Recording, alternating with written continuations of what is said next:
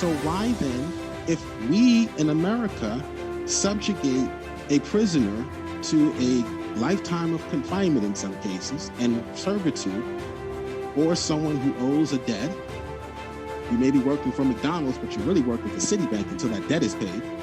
Why? So it's more sophisticated, yes, and we've gotten rid of, we've added a middleman, sort of.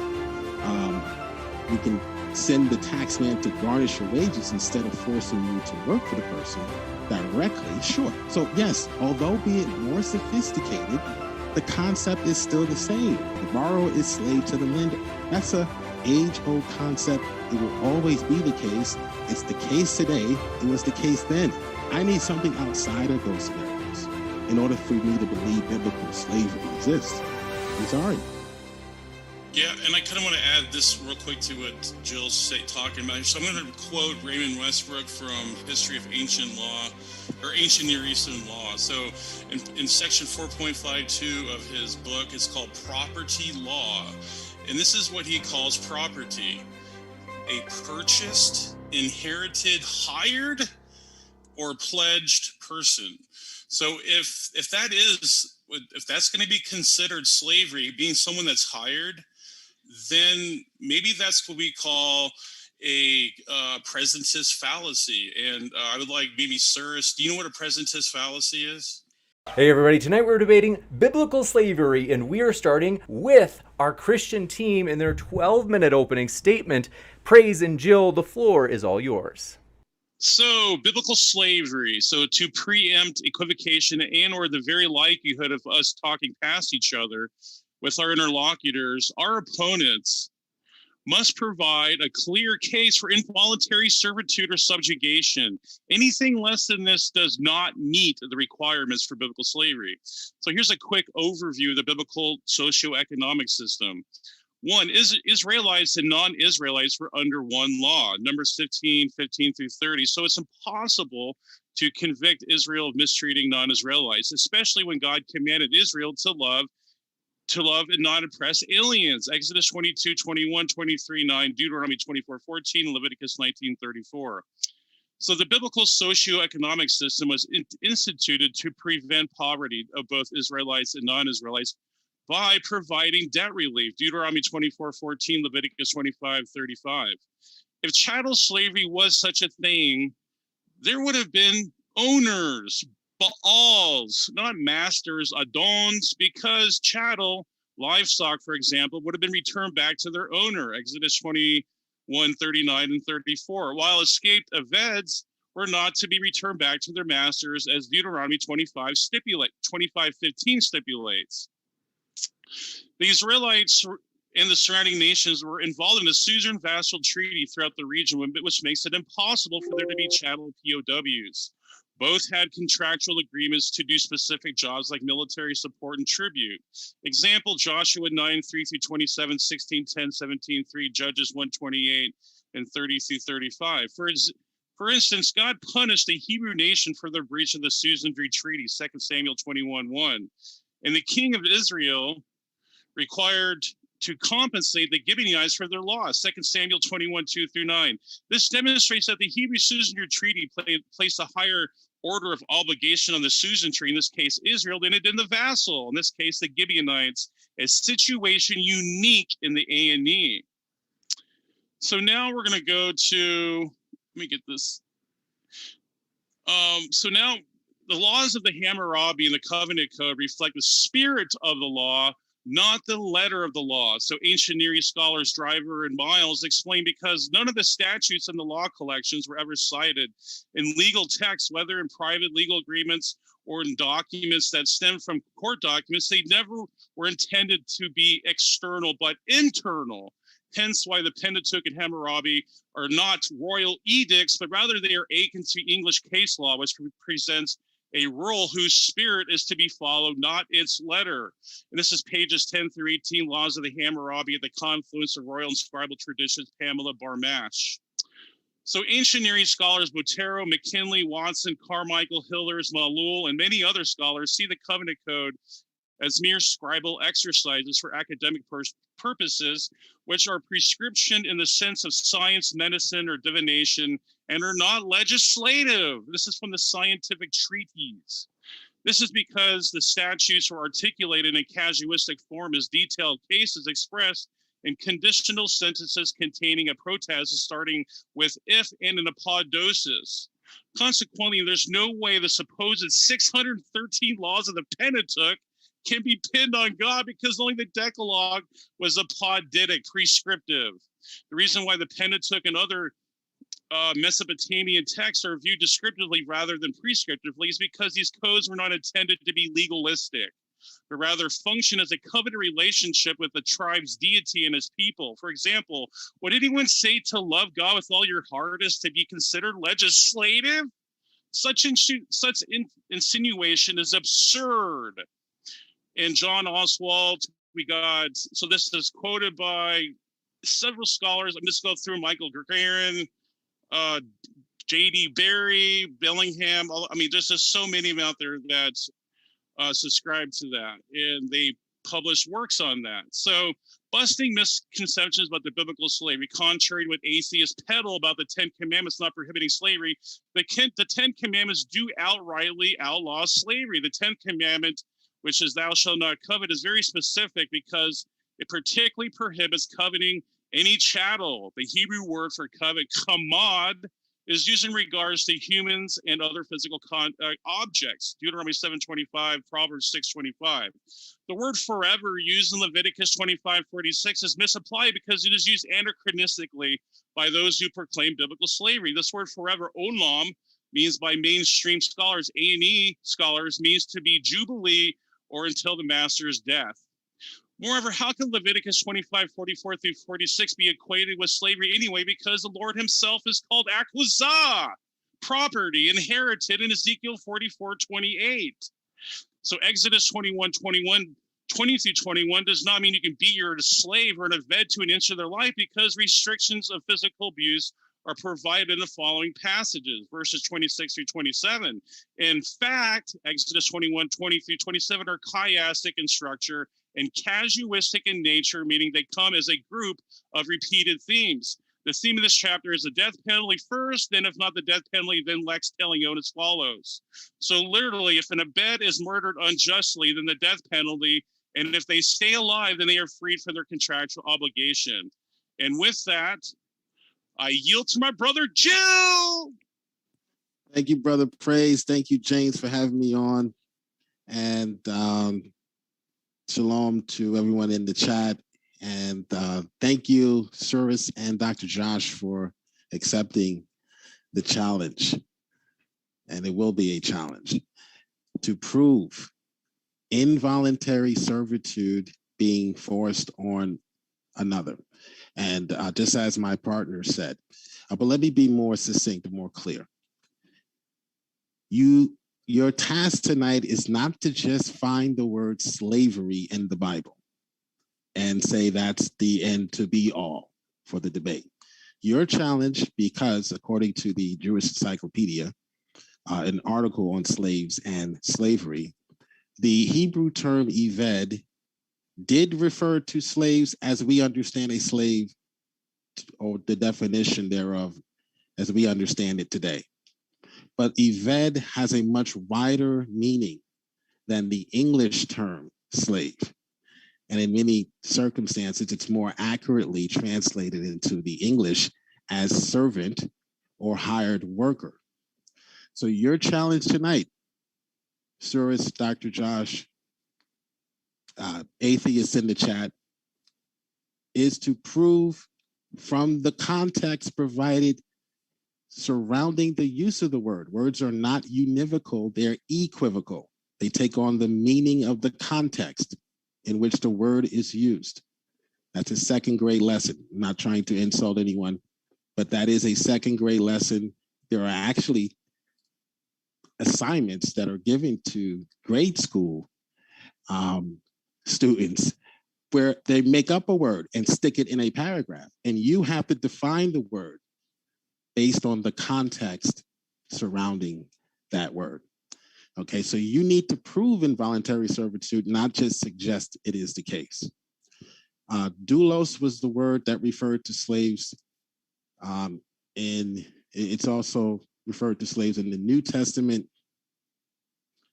but it's used more in a general sense as well. It's more specific, but it also has a broader, wider meaning.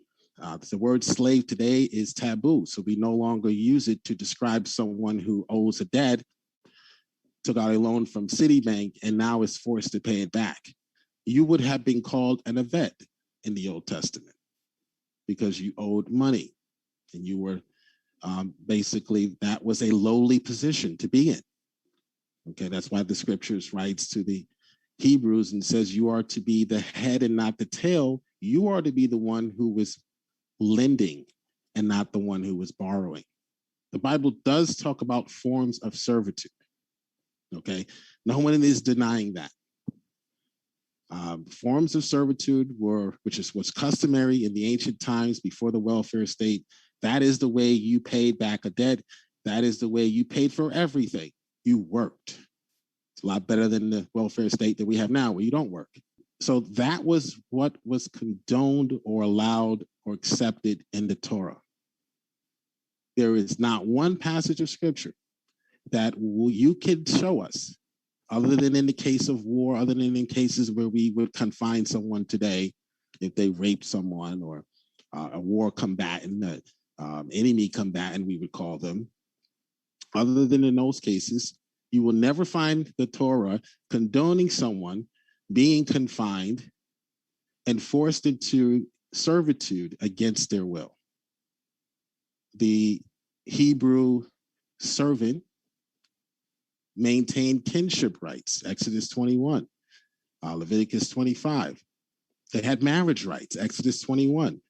Hebrew Eved, or the Hebrew servant, had personal legal rights relating to physical protection. They also, this would also be for the foreign servants of any kind as well. They had freedom of movement and access to liberty, according to Leviticus 25. The Hebrews would be punished if they were caught abusing a slave. And they would even have to let the slave go free if they harmed the slave. Okay, according to Exodus 21, or Exodus 21, verse 26, I believe. The Hebrew servant, which was a voluntary position, a hired worker, it was illegal to force them to work on the Sabbath. And if that hired worker left, you were not to return him to another, or to person who has taken refuge from. If he was to take refuge from or among the Israelites, you were not supposed to return that person to his master, simply because it was assumed, I guess, that he was leaving for a good reason. Or if you were to slander a hired worker, that was also a violation of Torah. You couldn't even slander an event. It was common in the Torah, or in the ancient Near East among the Israelites, for a person to voluntarily sell themselves into servitude for a fixed period of time, either to pay off debts or to simply survive, to get food, to get shelter. It was seen as a way to survive and 30 seconds. Take care of your family. So that is my challenge. My challenge is to demonstrate involuntary servitude, other than in the cases in which we today will involuntarily serve you. All right. We call it incarceration. And I yield. You got it. Thanks so much. That was the opening from our theist or Christian guests. And also, we are going to kick it over to hear the opening statement from Suris and Dr. Josh. And want to give a huge thank you to our guests for being patient and also being willing to jump in last minute, as both Dr. Josh and Suris were willing to. We appreciate both of them doing that today. And so we are thrilled to have you guys, all of you. And also, folks, they're all linked in the description in case you want to hear more. With that, the floor is all yours, Dr. Josh and Suris. I'll go ahead and take first crack at this. So when Praise was bringing out his position, it was made clear that I needed to make a clear case for involuntary servitude / subjugation. Then when JIL brings the case in and says what is needed from us, the goalpost moves from clear case for involuntary servitude to subjugation to a clear case of something that we would do today for slavery, of something that we have done in the modern day, like specifically the example given was modern day chattel slavery. Those are two different things. You can have a clear case of involuntary servitude and subjugation and it not be perfectly one-to-one analogous to the types of involuntary servitude or subjugation that we have today. I do agree with the incarceration angle, though. Our 13th Amendment does make it very clear we can enslave people who are incarcerated. That's a problem. I agree with that, but that is not necessarily part of the conversation here. So let's talk about a couple of things here. First of all, I want to go ahead and bring up the fact that when you argue owners versus masters, as Praise did earlier in his presentation, we are basically arguing semantics. If you want to argue owners versus masters and stick strictly in that realm, then the conversation necessarily can't talk about the things those owners or masters could do. If you had an owner that gave more rights to a slave, but then you had a master that would strip more away from a servant, one of these people is more analogous to what we have as a slave in the modern day, but because of a definitional game, you get to hide behind that. Also, you don't need the letter of the law for slavery to be slavery. You need function. If something functionally was servitude that was involuntary, then that would be slavery. So, JIL begins his argument by listing off various rights of slaves, as if merely having some rights makes one not a slave. There were rights given to slaves in the American South, although they were obviously few and far between, and definitely not enough to constitute them not being considered involuntary service. But I want to go ahead and point out that that doesn't necessarily matter. The argument, it needs to be perfectly analogous to how we interpret slavery today, is a red herring. By this, we could argue that nothing is the same as anything else because it's not perfectly analogous to what we are trying to compare it to. In Exodus 21, verse 20 through 21, if a man smites his servant or is made with a rod, and he continues for a day or two, he shall not be punished. If we're going to argue that this is all a matter of servitude, this is all a matter of working off debt, can the bank beat the crap out of me for 1 to 2 days, so long as I don't die? Well, they were allowed to do that in biblical times. I would argue that that is definitely something that is involuntary, unless you have something that means that either Praise or JIL would like to be involuntarily beat. But I'm not going to kink shame anyone here. If you gave a slave a wife or children, you have the ability to keep the slave's wife and children. You can let the slave go free. This is from Exodus 21:4. If a master has given him a wife, and she has borne him sons or daughters, the wife and the child shall still be in the master's custody, but the slave shall go out for himself.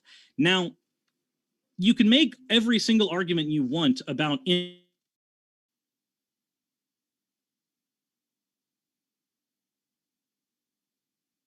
I think it's not just me that can't hear Suris. Can anybody else hear Suris? Nope. Involuntary servitude about it. It Suris, must be.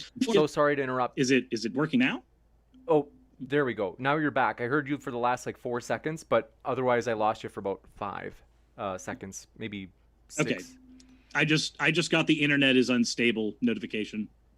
Okay.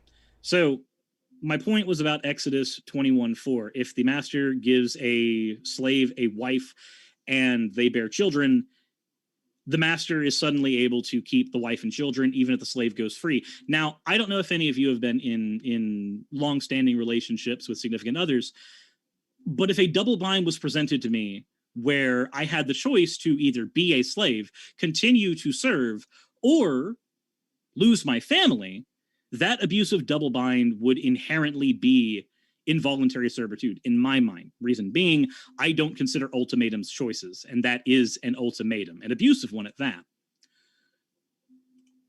We also have an issue of cities having to basically give their people up for slaves. If we have in Deuteronomy 20:10-11, when thou comest nigh into a city and fight against it, then proclaim peace unto it. So basically, you got to choose the terms of agreement. You got to win. It shall be, if it makes thee an answer of peace and open until thee be, then it shall be that all people that are found therein shall be tributaries unto thee, and they shall serve thee.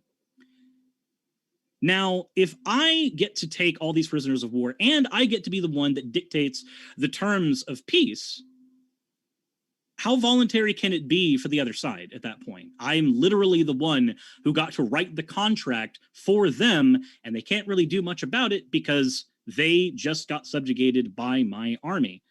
That's not voluntary. That would be servitude, and it would be very much involuntary. And involuntary servitude is slavery, even if it is not 100,000% analogous to the triangle slave trade that we had here in the last few hundred years. It's still slavery. It doesn't have to be perfectly analogous at that point. Leviticus 25:46 points out that ye shall take slaves as your inheritance for your children after you, to inherit them for a possession. They shall be your bondmen forever. Your slaves are your property. Your children get to inherit those slaves after you die. They are your family's slaves. We can argue back and forth over whether or not this was forever. The fact of the matter is, you are still being inherited down to somebody. The sins, however just they may be, that put you into this servitude are still being inherited by somebody else. You did not agree to that. You did not choose that. That is, again, another form of involuntary servitude. If a thief is caught and is too poor to make restitution, they get sold for their theft. That's Exodus 22:2-3. If you sell your daughter, she shall not be freed after 6 years, as the male Hebrew slaves get, because there is a distinction between Hebrew slaves and slaves that you take from the nations around you. And, oh, by the way, it should be noted from Leviticus 25:44 that both thy bondmen, thy bondmaids, which thou shalt have, shall be of the heathen that are around you. The Hebrews within your nation get all the fun 6-year sentences. Of course, that's only if they're male. But if they're taken from the nations around you, well, they get to be with you for as long as you get to arbitrarily choose. Again, if you take slaves from the nations around you, it's because you won them in war. And at that point, you are writing the terms of their agreement. I think pretty much all of that constitutes various forms of involuntary servitude, definitely abuse on the case of these people. It does not have to be one-to-one perfectly analogous to the exact type of slavery that existed in the United States. I think that's a red herring, but I'll concede the rest of my time to Dr. Josh. Thank you, Suris. So, you know, I am kind of coming at this right at the end, so I don't have anything necessarily prepared. I have to say that thus far, it does seem like we're casting a very wide net in this topic. I mean, I think the topic is even just called biblical slavery. So where we want to go, I think it's just a little broad. So I guess what I'll do with just a minute or two is bring up a couple of points that I think are probably just salient. One is that this idea about the Israelites are supposed to show care for the foreigner and for the slave and for the orphan and for the widow. Absolutely true. There's no question about that. The Hebrew Bible, I mean, is full of that. You can see it in Exodus. You can see it in Deuteronomy. The thing is that we have to remember is that it's a very wide ancient Near Eastern trope. So, you know, anybody go pick up Martha Roth's book on ancient Near Eastern law collections and read through the prologues and the epilogues, but particularly the prologues of, each of these law collections, Eshnuna, Hammurabi, or Namu. Just read through and see what it is that the king is doing, what it is that the ruler is supposed to be doing. And it's caring for the weak. It's ensuring justice in the land. It's caring for the orphan. It's caring for those that are abused. It's the whole point. He's the good shepherd of his people. So, the fact that you see this in the Hebrew Bible is completely expected. And certainly I don't think anybody here, pro or con slavery in the Hebrew Bible, would argue that there wasn't slavery in the ancient Near East. So, just very quickly then, basically there are two types of slavery in the Hebrew Bible. There's debt slavery and there's chattel slavery, right? And it's the same as what you see in the wider ancient Near East. And sometimes in the biblical texts, particularly in Deuteronomy and Leviticus 25, the rules seem to be much more humane for the Israelites. It's much more humane on the understanding that God is going to supernaturally intervene for his people to provide for them. So, for example, in Deuteronomy 15, where it talks about, when you have a Hebrew debt slave and he's released after the 6th year, in Exodus 21, they just go free, right, without payment. But in Deuteronomy 15, that's developed, and now they're to be set free and to be provided for liberally, right? They're to be given all kinds of provisions with the idea that they're not going to fall back into poverty and debt slavery again. And the rationale behind that is not that there's some economic advantage to doing that. I mean, Jill pointed it out, right? That the whole point is that they're supposed to be the head and not the tail.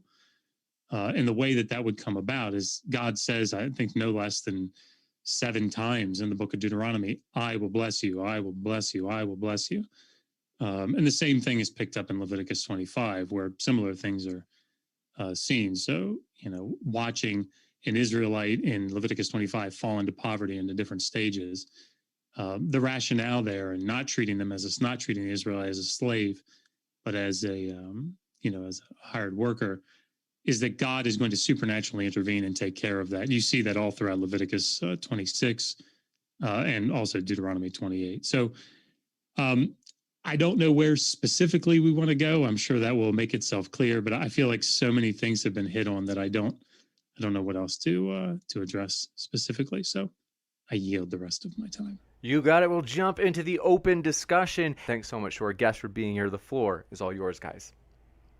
So I just kind of want to get this started really quick. I want to pose this question to Suris, but also Dr. Josh. So my question is to either, can you demonstrate that the Pentateuch or the majority of the Pentateuch was to be followed by the letter of the law rather than the spirit of the law? And the reason why I ask that is because if you can't show it is by the letter of the law, then there's no way you can extrapolate these and claim there's some type of prescribed slavery or any type of mandated slavery. So if you guys want to respond to that, that'd be great. So, you go ahead, Josh. Go ahead. Yeah, I mean, so there are two different things here that I think we have to consider. And this is something that I actually hear quite a bit. So we have to ask the question, are we talking about the narrative of the text or are we talking about the text itself? And what I mean by that is, if you were to look at, go through Exodus 19 and 20, for example, and read through what it is that the text is saying, what the story is saying. These are the laws from God given through Moses, right? And this is what the Old Testament text is doing. This is what the narrative is doing. You cited people like Jean Bottero, for example, and Bottero's argument in Writing, Reasoning, and the Gods. I don't know that. Well, I think you want to be careful how you use it, because if you're going to make the argument like every Assyriologist would, and I suspect every Hebrew Bible scholar worth his salt would say that these are not law codes, right? I mean, nobody's thought that for decades at least. A code is something that is meant to prescribe, right? It's meant to legislate, and nobody would argue that it's doing that. Now, the problem that I think we face is that if you look at the laws of Hammurabi, for example, it's very easy for you guys and for us to say, oh, no, those aren't legislative because, look, we don't see, for example, cases. We have a couple, but there aren't a lot where, like people are citing the laws of Hammurabi. Like the judges aren't having somebody come for a case and going, well, hang on just a second. Let me see what I'm supposed to do here. And then turning to the stealing and going, okay, law 117 says I'm supposed to do this, so that's what we do, right? That's not what they are. They're royal propaganda. So nobody has a problem saying that, Christian, non-Christian alike. The problem is when you come to the biblical text, because I would say that, I would argue that adamantly. I did in my book and do it all the time. And these are not legislative. That's not what they are. The problem is the narrative of the text is describing them as such. Right? That's the whole point of them. They're from God through Moses. So, yeah, I think you have to, and I'll shut up. But, I guess you got to answer the question. Are we talking about the narrative of the text? Or are we talking about, as this 7th century document was written, what is it trying to do as a text? If that makes sense. Mm-hmm. Yeah, I appreciate that explanation, Josh. But I guess I'm going to push back. And would you say to love the Lord with all your heart? Would you say that the narrative that's prescriptive there? Like that doesn't make. Why would God force people to love Him? And I don't see that in the Bible narrative. Hermeneutically, I don't see that. Yeah. So this is. People like you read like Weinfeld, for example, or go pick up. Lundbaum, I think, is who I looked at a little while back. The book of Deuteronomy, if you've ever heard of the Esarhaddon succession treaty, there was this idea a while back, and I think there's still some merit to it, but that the book of Deuteronomy, for example, the suzerain vassal treaty that you were referring to, is based on like Hittite law and Hittite treaties, right? Hittite treaties. But then the Esarhaddon succession treaty was found, and we have lots of copies of it. My old advisor worked on it from Tel Tainot. And what we see in the Esarhaddon succession treaty is, you have a new ruler that's coming, and this treaty goes out, and it's a suzerain vassal treaty saying, I, the Assyrian king, am making you swear an oath to love my son. And that's the word that's used, to love, and to love him with all your heart. And this is the language of the Esarhaddon succession treaty. And it's legal language, right? This is what it is. So the book of Deuteronomy was, I think, pretty effectively compared to it. And, of course, it matches up in that 7th century time frame. But I get from like a 21st century, the word love, ahav, in the Hebrew, that sounds kind of weird. But this is very much what you see in these suzerain vassal treaties. So it's not that I guess I want to say it's not that, again, there's some code that legislates in that sense. Like a judge is going to say, okay, you didn't love the ruler, right? You didn't love Ashurbanipal. And so therefore this is a command by the ruler of Assyria. This is what you will do. And if you don't do it, you have broken the treaty, and the gods will bring all of these curses upon you, just like you see in Deuteronomy 28. Right. And I want to say something. Okay, go ahead, Joe. Yeah, let me just give a little bit pushback on Suris's opening, and then you guys can get back to that debate.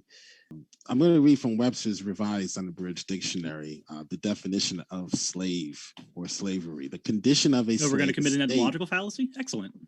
No, we're going to read a definition of what slave means to us today and what it meant to them. But they also, as I mentioned in my opening, included a lot of other characters would be included in that or given that title of event. But to us, this is why biblical slavery does not exist. That's right. Biblical slavery does not exist because we only define biblical slavery as the state of entire subjection of one person to the will of another, a condition of subjection or submission characterized by the lack of freedom of action or of will. Our challenge, which was not met, was to prove that there is involuntary servitude being conducted, and I specified, other than in the case of war. And what do our opponents do? they talk about war and what happens in the case of an in-war scenario where people, yes, are captured. We have more sophisticated ways of doing so today, but we still capture enemy combatants and survivors of war.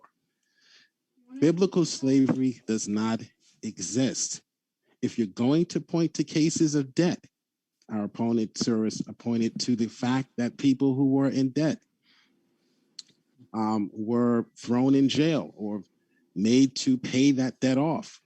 Well, if you owe your taxes, you better talk to a lawyer, because if you don't appear for a debtor's examination, you can be thrown in jail. Okay, so there are situations today.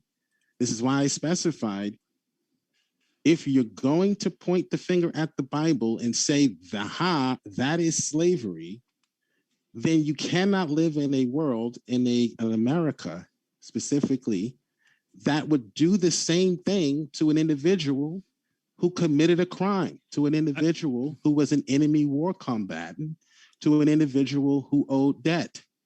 Okay. Would do the same exact thing. So my challenge would be to demonstrate, other than in those scenarios. Now, I just want to say this really quickly about the marriage, the wife masters. I have a question for Suris. I'll end there. Did the Eved know before he took a marriage contract, a Hebrew marriage contract, or contracted into marriage with a Hebrew servant of the master, did he know that that would be the case beforehand, or was he tricked? Because if he knew beforehand, then it is a voluntary act. So you cannot now cry, well, I took out a loan and it was at 23% interest and Bernie Sanders, come help me. It doesn't work that way. If you know going into the contract that is the case and those are the rules, that's his property. That, by the way, that would be the reasoning, according to scholars, because that servant is his property still. She may still owe him money. She may still be in debt. So no, you can't come marry all of my servants, so I don't have anyone to work anymore. So that was the stipulation. Did the servant know that beforehand? Yes or no? So there's a couple things, because this is framed very much as a gotcha. There's a couple things I want to address before even dealing with that. First of all, there seems to be a very libertarian idea here of all contracts are voluntary. If you are a slave, until you prove otherwise, yeah. You think all contracts are voluntary until you prove otherwise. Demonstrate that it is not a voluntary contract. Yes. So if you are handed a contract and your options are sign the contract or die, that is a voluntary contract to you. If you can demonstrate that. No. Is that a voluntary contract to you? If your options are sign the contract or die. Am I facing, is this a war scenario? Are you I don't care. I don't care. I do care. But because I don't. I make a distinction between war scenarios. Why does the distinction matter? The rules matter? of engagement of war are different. War is war. If you're a pacifist, I'm great. But you live in a country where just war. I hate this country. I don't give a shit. I know you do. I know you do. But your behind right now is safe because someone went out and fought in a just war for your freedom. So if you're going to point to warfare, doesn't matter for the argument. I'm asking you, if you have a contract in front of you and your options are sign the contract or die, is that voluntary? If it is divorced from context. If it is the U.S. military and I am part of the Third Reich, I'm signing the treaty because I don't want to die. And I know I'm wrong for what I've done. So the Israelites were sort of like the freedom fighters of the ancient Near East. God sent them, and in your opening, it seems as though you were suggesting that these were not just wars, that God somehow was some tyrannical God going around looking for people to pick on. Right. That wasn't the case. There's a caveat there that it's accept our peace treaty or go to war and die. So I think that's a straw man. It's a distortion of what the Bible says. Right. And it was a just war. If you read the Exodus 34, for example, really early on, before Deuteronomy. Read Deuteronomy 7, Deuteronomy 9, Genesis 15 even. God explains to Abraham in the book of Genesis, in the book of Exodus, that these people need to go. They are throwing babies in the fire. I'm sorry. I think we're very shifting out of the weeds. to like, yeah, we're shifting to something else. I think that's an interesting topic, but I think we're shifting away from slavery. So I'm going to go ahead and say the reason that whether or not it was a just war does not factor into the conversation. I was never the topic of the debate is not, are biblical wars justified? The topic of the debate is, does the Bible contain slavery? Is there slavery in the Bible? Is there biblical slavery? No. My point is that there is slavery. You do not need the letter of the law specifically to have slavery. You merely have to be an individual that is stripped of your freedoms and put in some form of servitude. Okay. Well, let me ask you this. Was Germany after World War I stripped of their, did the same thing happen to Germany after World War I? Doesn't matter. We're not talking about wars. Oh, God. Wait, you just brought up warfare as an example of slavery. Because that's specific to the actual topic in the Bible, war in the Bible. So what do we do with people who are enemy combatants? Do we put them back into society and let them roam around and keep raping and pillaging? What do we do with those people? Wait, so enemy combatants just rape and pillage? That's what they do? Enemy combatants. Is that what you think military personnel do? Criminals, yeah, from other countries, yeah, sure. Wait, only from other countries? Wait. Hold on. Sure. Right, hold on. Sorry. So what do we do with those individuals? That's what I'd like you to answer. Hang on, Jill. So let's just make sure I feel like this might be my role here, is just sort of answer little things like this and you guys can go at it. So Deuteronomy 20 here, that like this is what Deuteronomy, the rules of warfare are, right? So, and you guys have talked about it already. So you have two types of cities, right? Those that are far off and those that are in Canaan proper. The ones that are in Canaan proper are under the ban, right? So there is no, peace treaty offered to them. They're either annihilated, driven out, whatever, right? But that's Canaan proper. So those cities that are outside are offered shalom, right? They're offered a peace treaty, a vassalage. If they accept, everything's good, they become corvée labor, right? The Hebrew mas, right? So if Solomon wants to get, a big building built, he bring a bunch of people from your city, right? So they're not slaves proper. I mean, we would probably call them some type of slave today, but it's not like they could go, man, it's Friday, I want to watch the game, right? You're called, right? This is corvée labor. Those that fought, those that put up a fight, they're to be emasculated. That city, all the men are killed, right? There are no POWs left because all the men would have fought, right? But they all been killed, right? That's all the men would have fought back, though, even at as early as the age of 13, which is still the case today. But go ahead. Right, but so the men are killed, women and children are taken as plunder. So those are your situations. So you don't. It's not like you have this situation where, all right, we got Jim here, this 25-year-old guy who's been fighting with us, and we've bound him. Now what do we do? Do we let him run around? Do we take him as no? He's killed, right? So that's done. Because he would have fought. He would have fought. Please, right? Please but that's the point. That's the point. He's already agreed to you 3 times, Jill. Okay. But this is in the context. So what is plunder? So what is plunder? Praise. Can you explain what plunder is? Because perhaps plunder, the audience is not familiar with the terminology. Plunder is actually called vassalage. This is actually outlined in the net translation notes by the scholars. And vassalage means that they agreed upon terms throughout the ancient Near East. With Israel would be the suzerain, and the lesser nations, or inferior nations to the vassal, would agreed upon contractual obligations or conditions, and they would just continue what they agreed upon. So I don't see any problem with that. If these are agreements, that's not slavery. I'm sorry. There's no way you can wiggle that in there. So like the Gibeonites, for example, you talked about Joshua 9. So the Gibeonites are people that, if anybody doesn't know the story, and in Suris, I promise I'll be quiet. But like the story is the Gibeonites. Here come the Israelites. They've wiped out Jericho. They've wiped out Ai. They're kicking ass and taking names throughout, the land of Canaan. And the Gibeonites go, okay, what are we going to do? Because we're Canaanites. Like, we're here. They're going to kill us. So what do we do? Well, we're gonna put on old clothes, and we're going to get, these old wineskins, and we're going to pretend to have traveled from very far. We would be one of these cities outside of Canaan proper. That's what we're going to feign. And so they came and they say, oh, make a peace treaty with us. Offer us that shalom from Deuteronomy 20.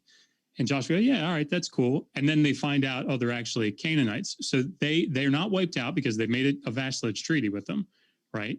So they have to honor that treaty, but they become water drawers and hewers of wood or cutters of wood or whatever. And that's what they are until this day, the text says.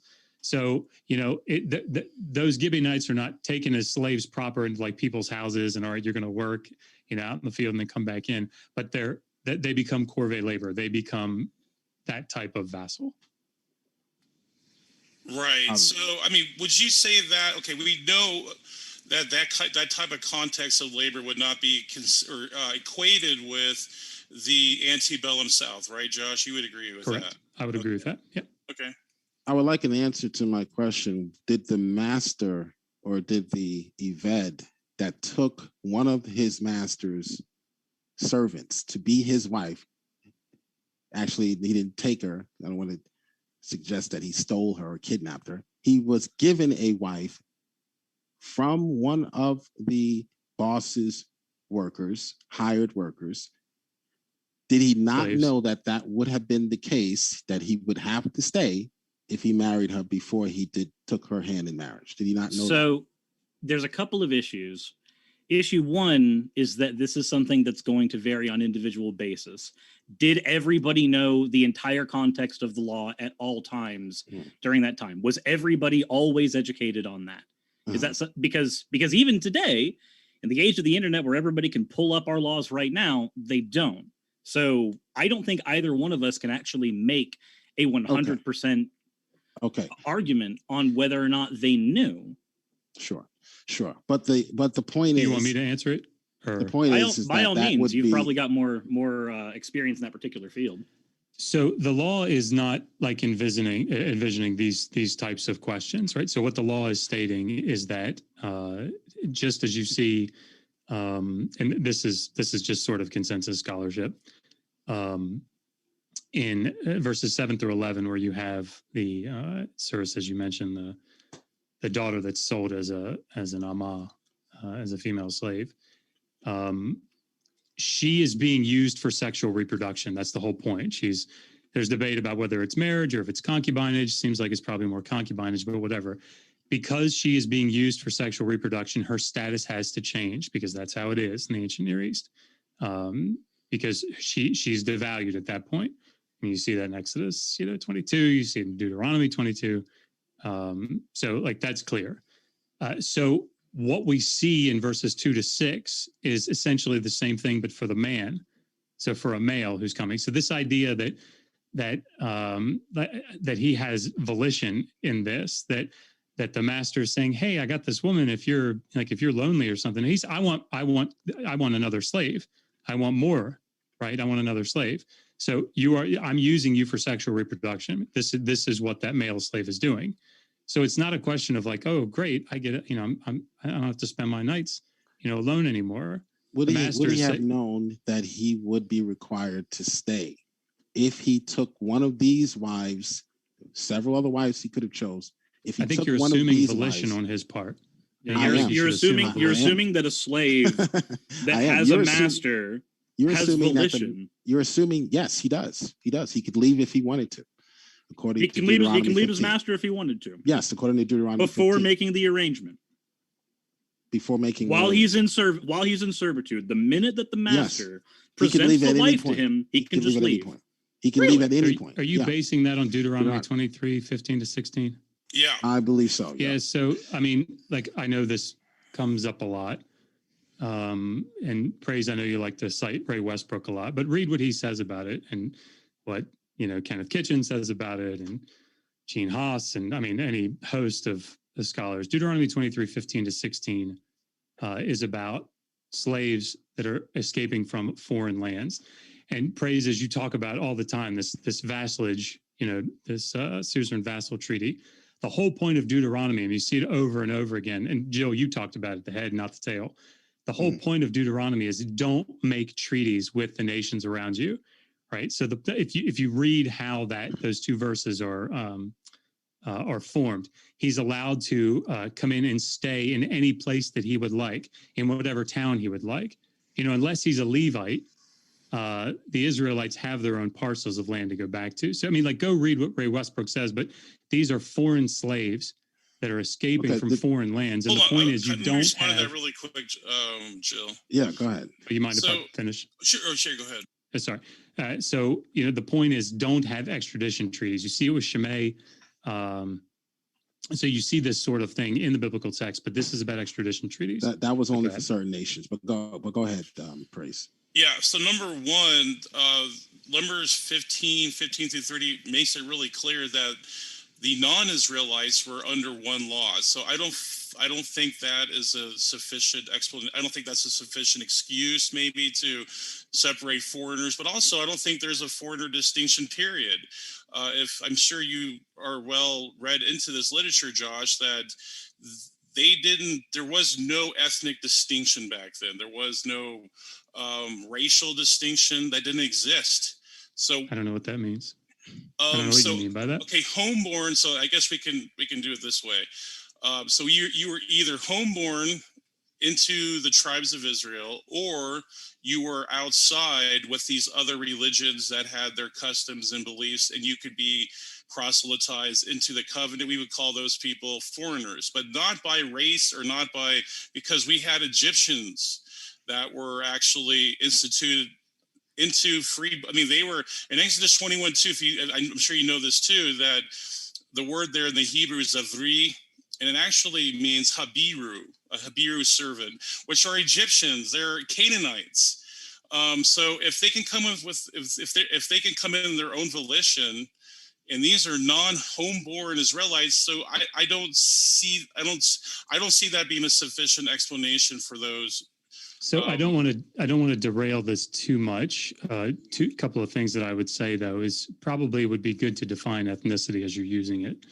But again, I think that would derail it. So I think that would be the thing if we're going to go talking about that, understanding what ethnicity means. So the Edomites, Moabites, these are different ethnicities. They're all, but anyway, I don't want to derail this. The other thing is the Ivri-Habiru connection is something like, obviously I think about these articles. Meredith Klein wrote 3 articles about this. And I mean, conclusively, I think, and pretty substantially shows this is a gentilic term, right? So this is not talking. If Dozman, I think, says it this way in his Exodus commentary. It's like tantalizing to see. The connection that we're talking about for everybody in the audience. The word Hebrew is ivri, and there's a group of people that we see in the Amarna letters, from the 14th century. We see them at Nuzi, for example, and they're called the Habiru. And this is sort of a social class of people. They're kind of outcasts. You hear about Idrimi. David was considered a Habiru. But it's this sort of outcast, they're rebels, whatever. And so there was this connection because they seem to, Ayin Beit Resh, and there's this Habiru, so, this guttural letter. And so maybe there's this connection between them. And so so Dozman says, well, the connection, the etymological connection is tantalizing, I think is the word that he uses. The way that the term is used in the biblical corpus, and that's what's key. Joe, you were talking about that earlier. It's not how the word was originally put together or where it came from or something. It's how the word is used in the context. And when you look through how ivri is used in the context of the canon of the biblical text, it's a gentilic. It's like Deuteronomy 15 is probably one of the key places to see this, where it's paralleled. It's equated with your brother, the ivri and ivriya, the male ivri and the female ivriya, your brother. Right? These are Israelites. Yeah. So scholars that's not really a debated thing. I think we're moving towards describing the system that they used back then. Maybe you think this system is better. What I hear is I don't like it.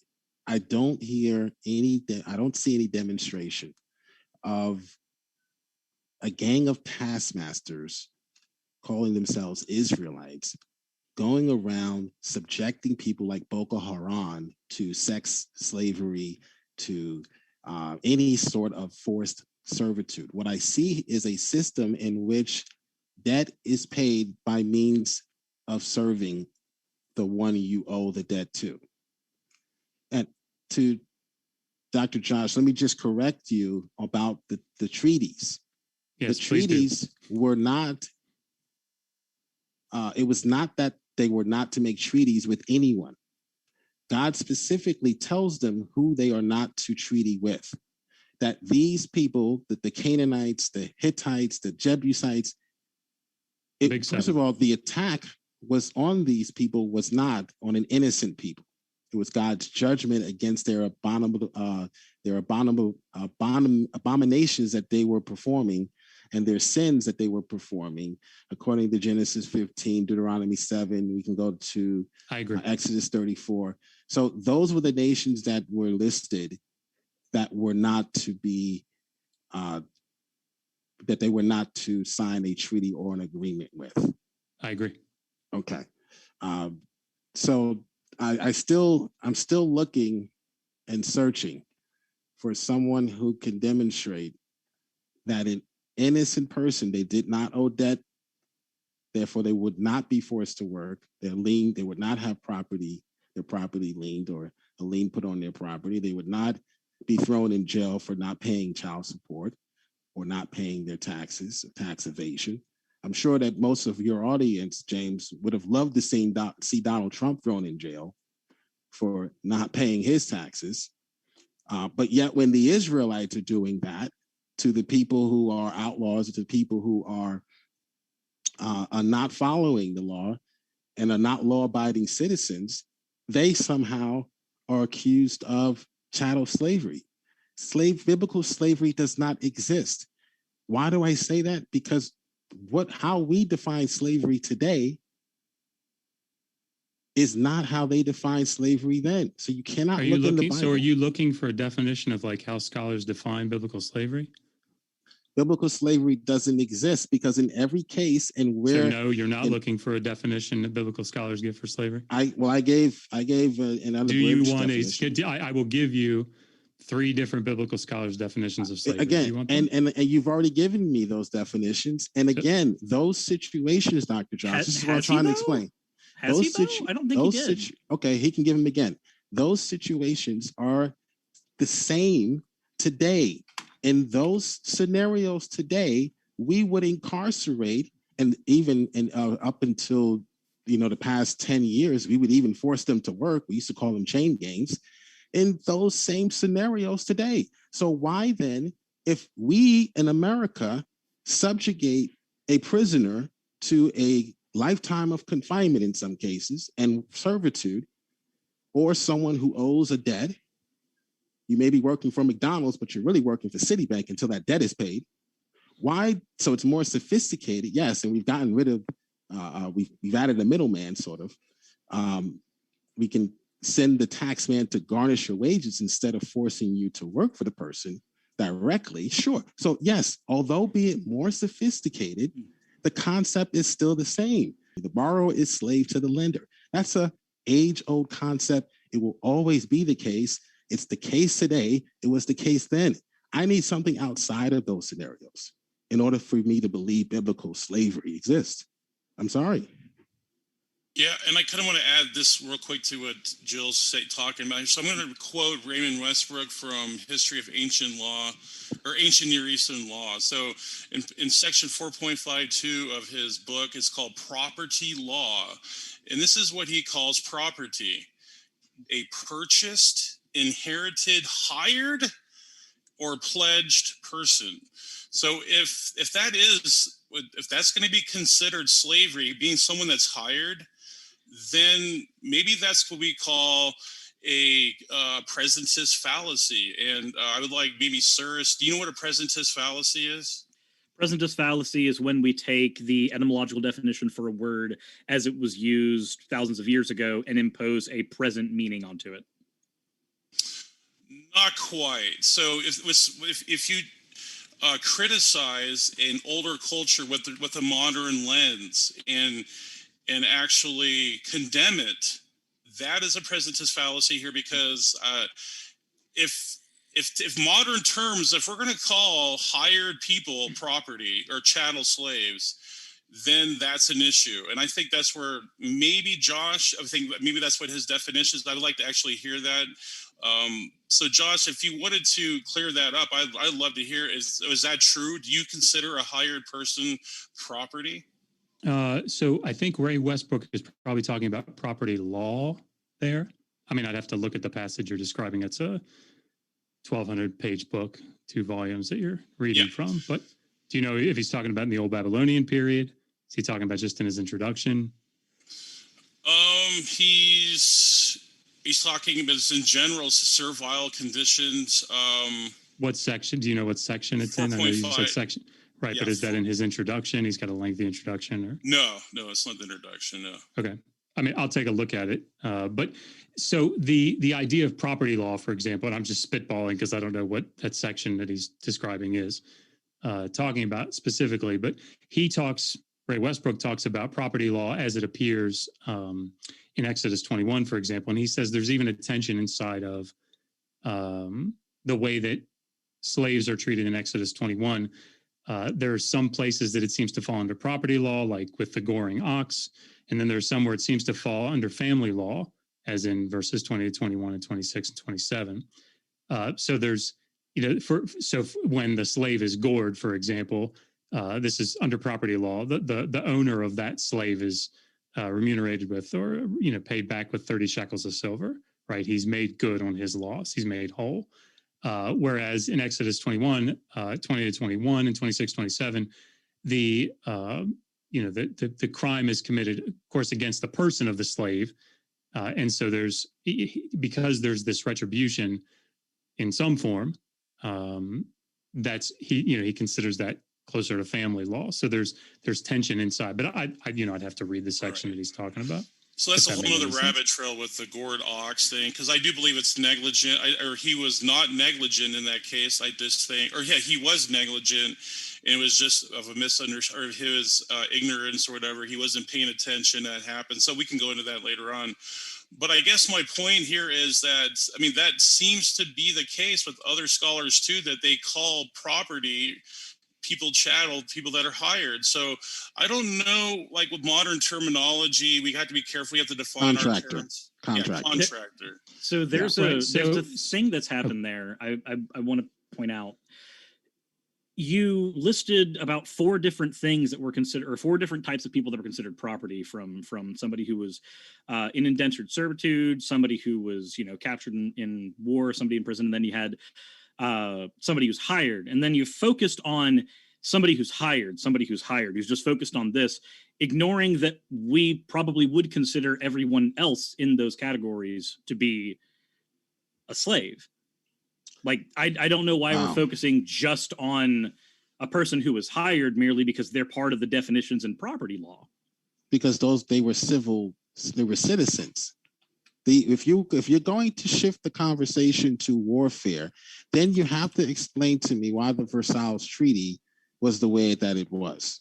Why, when we defeated the Axis powers in World War I, why is it that we forced them to work?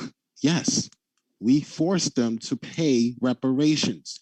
The reason why the Israeli army it's such as the same today, although more sophisticated, as I mentioned. The reason why these individuals are forced to work, that is their punishment for waging war against the nations, for waging war against their own children. So if Israel chooses to go to war with another nation, they didn't choose to go to war with another nation. They were sent to war, just like our soldiers were sent. So Israel as an entity, just as a political entity, never chose to go to war, ever. They were sent to war. I didn't say fight. Israelites. I said Israel. Are you talking about modern day Israel? No, I'm talking about Israel as the Israelites as a people back then, but not individual Israelites. I'm not saying did an individual The person nation of conscripted in the mil- Israel. Yes, God created a nation of people, and He called them Israel. Yes. Okay, and those people, as they existed back then, never once chose to go to war, correct? Never They were once. sent by God to fight against Amalek. They were sent by God to fight against these nations who were committing atrocities that, if were occurring today, I would hope Joe Biden would send a rescue Okay, team. so you keep inserting modern day politics into this, and it's because nothing silly. has changed. There's nothing new Okay. under the sun. Then If there are regimes, if there are regimes that are killing children systematically, then we ought to, I'll say, you're not a Christian, so you don't live under the same moral, ethical standards. None of this matters to the conversation. It does. Okay, so look, it does, because if you're going to point to war, just hang on for Christ's sake. Then you need to demonstrate that we would not do the same thing today. Okay, Jill, if the situation just to the same, I hate to. If I the situation just want to ask you were see if the you can same wrap today. this sentence up, Jill. Okay, if the situation were the same today, would we not go over there and kick butt? The Versailles Treaty. To give plenty of time I'll talk to about the Versailles Treaty later, because they don't understand that it's a more sophisticated form of slavery, which is why Hitler was so upset, which is why you had World War II. Suris, did you want to say something? Or? Oh no, I'm broken. Go ahead. So in Leviticus 25, like, this is something that I think is important to recognize, right? In Exodus 21, the law is very clear. You can take an Eved Ivri, you can take a Hebrew slave, 6 years, keep him, set him free in the seventh. Deuteronomy 15, same thing is true. There might be a development there where the female slave is also allowed to go free, which might have been different in Exodus 21. We don't really know. It could just Dr. be Judge, that, I don't mean to cut you off, but you're not explaining whether or not. Wait, hold on. So you were allowed to go for right. how long? Jill, and let's let you. I agree with Suris okay. here. Jill, let's just to be sure we give plenty of time. I need to know if these events are there voluntarily Jill, or not. But okay, go ahead. Let's give them a few minutes, and then they'll have a chance to answer. Okay. So you can have a Hebrew slave in Exodus 21, have a Hebrew slave in Deuteronomy 15. When you get to Leviticus 25, the text says no more, right? Go down to verse 39 to 43. If a Israelite becomes so destitute that he has to sell himself to you, you cannot make him do the work of a slave, right? You have to treat him as a sahir. And so this is one of these places that it's very clear the distinction between a hired worker and an eved, right? Now, the debates about what that actually means, specifically how the sahir is, different from the eved, whatever, but the text is making it clear that there's a distinction between those two. Then it says, this is where 44 to 46 comes in, if you want male and female slaves, you get them from the nations around you or from the toshavs that are in your midst. They may come. It says they may come. Stop misquoting the text, please. You may take them. So it doesn't say that's take what them. it says. That's not what it says. You may purchase them, right? So you may purchase them. It doesn't say you may take them. Can you I may purchase them. Jump in here really quick? So you were wrong, Jill. It doesn't say you may take them. That's what you said. Does it say that they may come? They may come. Yes, I can still come voluntarily. You need to demonstrate involuntary servitude. No, nobody's making the argument. See, this is where I think you're making the false distinction. I don't want to hear you talk about how many. We don't want to hear you talk at all, but we've had to do it. Okay, it's phrases. Nobody's making the argument. This is why I asked you, Jill, if you wanted me to read my definition of slavery, but you don't seem to want to hear it. Sure, I said nobody's making the argument. Nobody's making the argument that slavery is only involuntary. In fact, most of the slavery that occurred in the ancient Near East in general is volitional. It's technically volitional, right? So if you look at 2 Kings 4:1, where the widow woman is saying, help me, Elisha, because the creditor is coming to take my 2 sons. She's technically entered into that volitionally through her husband, right? But like there's a difference between practical volition and legal volition, right? And I don't think you're making that distinction. Yeah, thank you for proving my point. Thank you for winning the debate for us. Thank you, Dr. Josh. So again, when I brought up Exodus 21, 1-3 to Josh, I brought up the word to the Hebrew, it's called a Hebrew, but I would say no, it's not. It could mean it could be homeborn or non-homeborn person. The reason I brought that up is because this is the people that are being mentioned in Leviticus 25, 44 through 46. And so Josh, are you familiar with adoption through manumission, the process manumission through adoption? Yes. Yes. You see it at Newsy. Yes. Very familiar. And these would be landless slaves. They'd be famine slaves. These would be people that have so much debt. I don't think it could be not even recovered. So that's the point of me bringing that up in Exodus 21:2, because here's the problem with slavery. Why do you see that in Leviticus 25? Sorry, why do you see that in Leviticus 25? Okay, so these would be landless slaves. These would be the avris that we're talking about, the ones that are famine, the ones that are that have unrecoverable debt. Let's put it that way.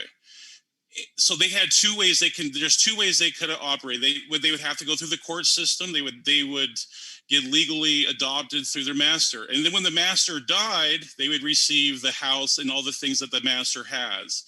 And so why would you assume that's happening in Leviticus 25, 44 to 46? Because that means Olam. That means it's going beyond the typical 6 to 7 year contract. So that's well, they're specifically passed on as inheritance to the children. Dr. Josh, can you demonstrate the vet in Leviticus 25 is there involuntarily? No, and no one needs to. Okay, it's okay. The text doesn't deal with that issue. It doesn't, because can you concede the fact that every transaction in Leviticus 25 is about 50 some odd verses? They're all voluntary financial transactions, land, property. No, is that true or false? I can't speak to it because the None text of us doesn't can speak to it. The text doesn't speak to that. If you buy a piece of property, if you ask me a question, hold on. You asked me a question, so let me answer it. You asked it twice. Let me answer the question. I'm very familiar with it. Okay. So let me answer the question. Let's. You don't need me Jill to will read come it. back to you, I promise.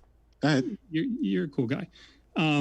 So in Leviticus 25, 44 to 46, the text is not being specific about whether these are debt slaves. So you have Toshavim, for example, right? These are, Meshar would argue that these are like. Go ahead. You asked me if all of these. I said the transactions in Leviticus 25. Forget about 44 all to 46. or voluntary. Yes, right. It's buying a house. Is that a voluntary? One specific. I'm picking one and telling you why I can't say that they all are. Does that make sense? All right. I'm asking about the others.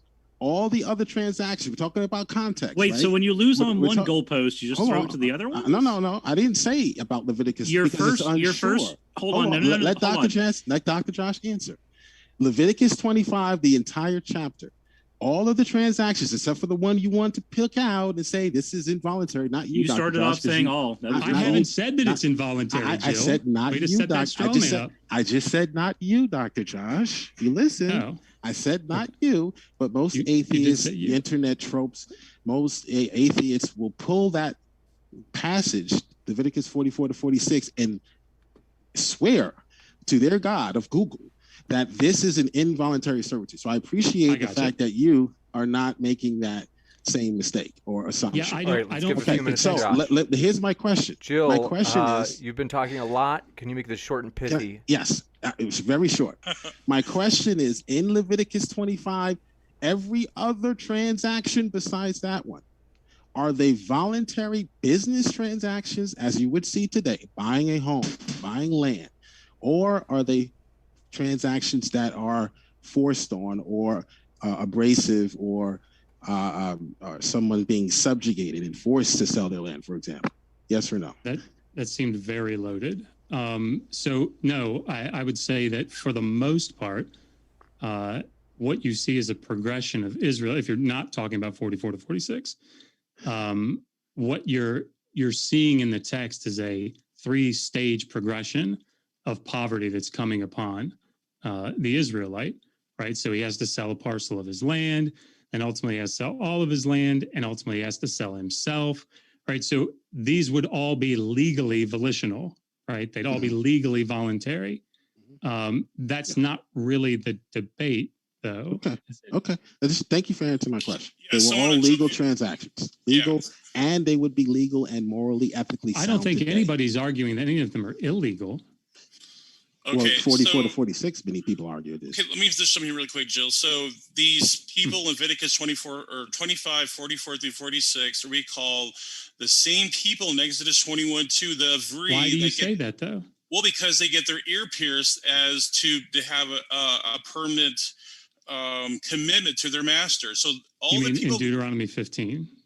Well, no, actually, Exodus 21, 2 through 3 as well. Okay, maybe Deuteronomy 15, I don't know, but I'm specifically I don't think you see that going in Leviticus 25. Yeah, so I'm just specifically going to 21, 2 through 3, and then showing the reference how it comports with Leviticus 25, 44 through 46, because these are the same people that got their ear pierced as a commitment to their master forever. The word forever there is olam, the same one used in Leviticus 25, 46. So considering all the data we have out there, Josh, I'm thinking it's pretty clear that these are not some type of war POWs or anything like that. I think these are just people that were part of the whole area that encompassed Israel, and they were called Hebrews, but they were not necessarily homeborn, but they were landless, famine slaves, and therefore I don't see how you can institute any type of slavery there. He's not calling them slaves. He just said that they were not. He doesn't know. Well, they definitely are slaves. Yeah, they definitely are slaves. Yeah, so, according to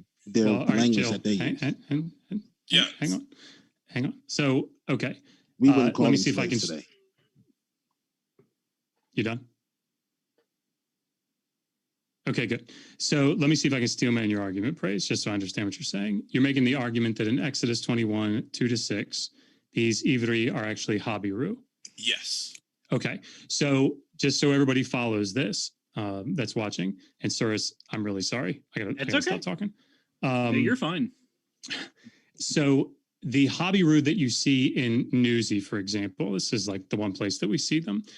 These are foreigners that come in. They're not necessarily foreigners. They could be citizens, but they're usually foreigners.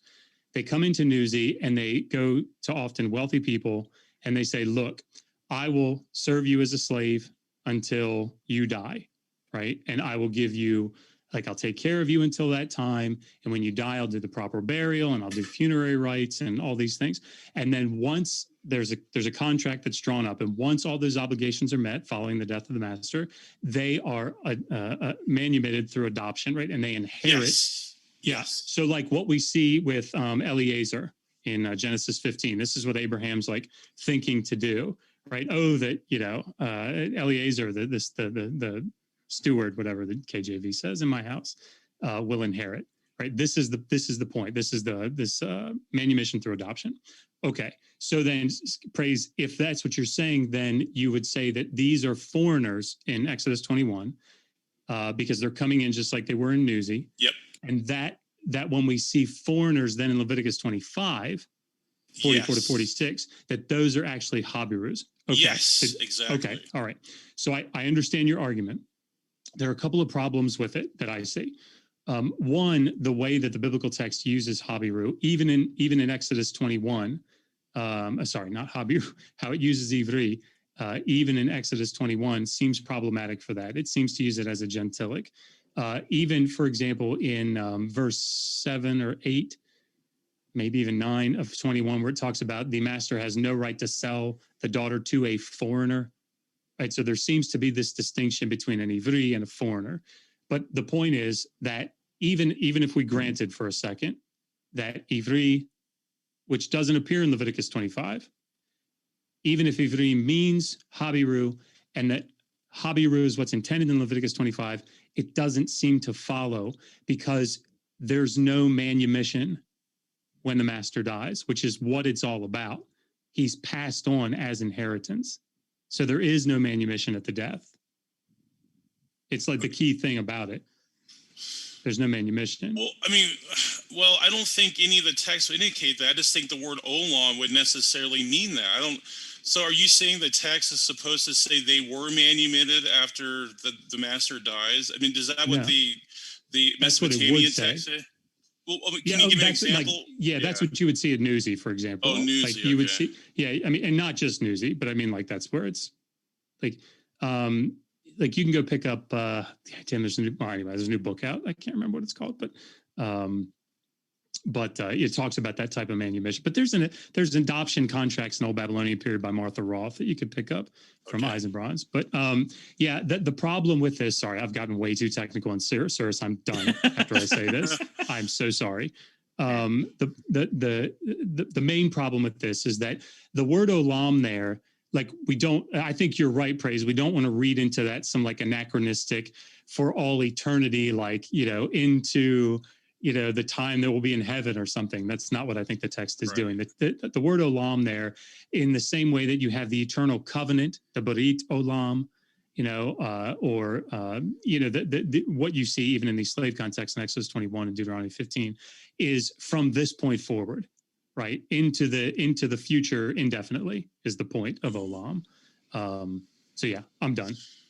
Yeah. So I'm just saying there's scholars on both sides of that. I can name several scholars that would take the Ivris to be the same people in Leviticus 25, 44 through 46. Can you tell me who they are? Yeah. So give me 1 second. I'll pull it up. But before whether they were a Levi, a foreigner, a Haburu, I need to know whether they're there forcefully. That's what I need to know. What do you define forcefully? Forced servitude. That's what I need to know. That didn't define it. So, okay, Jill, forcing someone to work against their will. You need to define force. Okay, so force let me give you an example. Let me give you an example, and you tell me if that's what it is. In Exodus 21, 2-6, where it talks about if the master gives a wife, forget about who she is. She's his property, but forget about whether she has a debt or whatever. She doesn't, but forget about that. Already dealt with the child that's born, or the children that are born of that union. They're house-born slaves. Great. So are people today born into the welfare state. I don't need you to bring up children. Children are forced by their parents. I need a taskmaster with the Israeli flag. I don't know if they had flags back then. I'm sure they did. I need an Israeli taskmaster forcing someone into servitude, other than in the case of war or a prisoner. Or someone who owes a debt. So you're defining force as illegally take. That was what we would define as illegally take. So wait.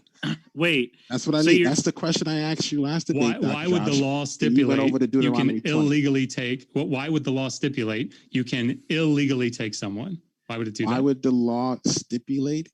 No, I need a case where the law is now legislating, since you believe these laws are legislative.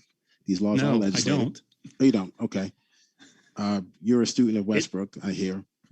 I wasn't. He died before I got there, but go ahead. So I need a case where God is saying, okay, you have taken this person against their will. Here is what you need to do for them now. Instead of Exodus 21:16, which says you should be put to death for doing what you just did. That's what I need. Why would the law say you can do this illegal thing?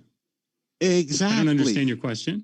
Well, that's why I don't believe biblical slavery exists, because there is nowhere in the Torah. So you define slavery. You define slavery as illegally taking someone. I define slavery as I just did earlier for you. Let me look for that definition for you again. I define slavery as we would define slavery today, when you subject or submit someone to a condition against their will, where they don't have freedom or action of their own will. So there's a couple things there. The first thing is that we are 30 minutes after the request, and I don't think Josh actually has had a chance to give his 3 definitions of slavery. But there is a thing that I wanted to piggyback off of. Josh, you mentioned that the child that's born into these circumstances, they would be a homeborn slave. They are here. Mm-hmm.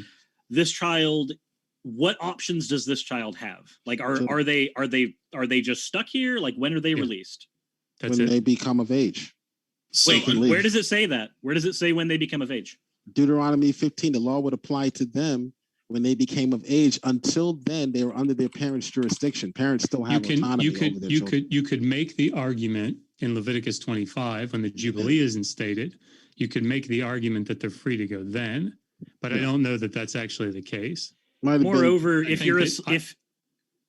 hold on, there's a thing that I want to point out there. By this, if we had somebody who was legitimately a chattel slave in the United States, but they went free at one point during their life, likely because we had the emancipation, by your definition now, this person's not a slave because there was a point in time where they got to be freed. So who made them a chattel slave? Their mother?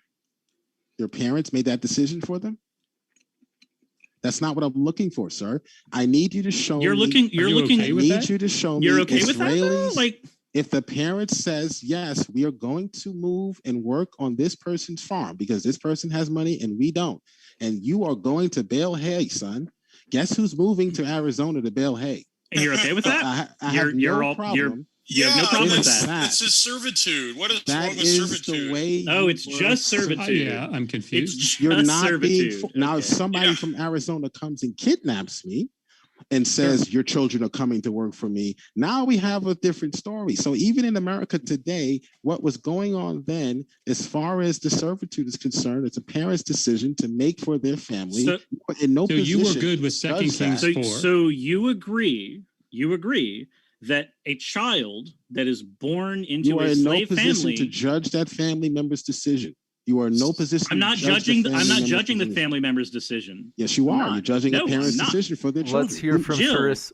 Do you have the ability to shut the fuck up? So, Josh, the citation is Karen Ray and also Noth. Those are the two scholars that say that it's the Avri are the same people in Leviticus 25. Can you read the quote? Sure. Yeah. I'll do the first one.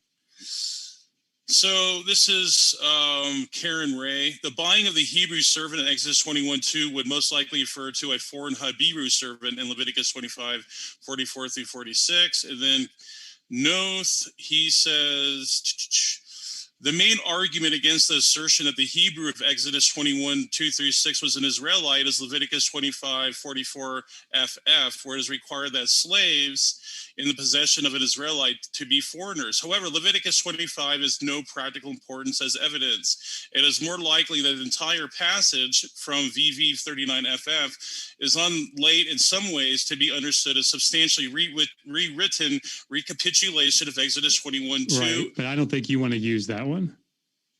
I mean, you might, unless you I don't know what your view of inspiration is, but like he's talking about source criticism there. Like that's a later redaction. I don't know if you want to argue that or not. I'll have to look into it, but but here's what his last part, he says, does not refer to a certain ethnicity, but solely to the slave's social status. And that's what I hold. I don't believe there's ethnical distinctions. I just think that that they are social distinctions rather than ethnical. When are both of those citations from? Let's see here. Because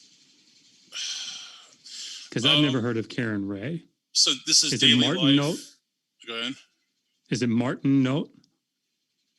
Yes. N-O-T-H? Yeah. Yes. Yeah. So that's pretty old. But yes, 1966. Yeah. And Karen Ray is who? Sorry, I'm not trying to put you on the spot. Oh, no. Her book was Daily Life in Ancient Mesopotamia. So pages 119 through 20. It's the best I can give you in that source there. Okay. Yeah, I mean, the reason that Meredith Klein wrote his 3 articles in 58 or 59, whatever it was, is because this was debated, right? This was a question.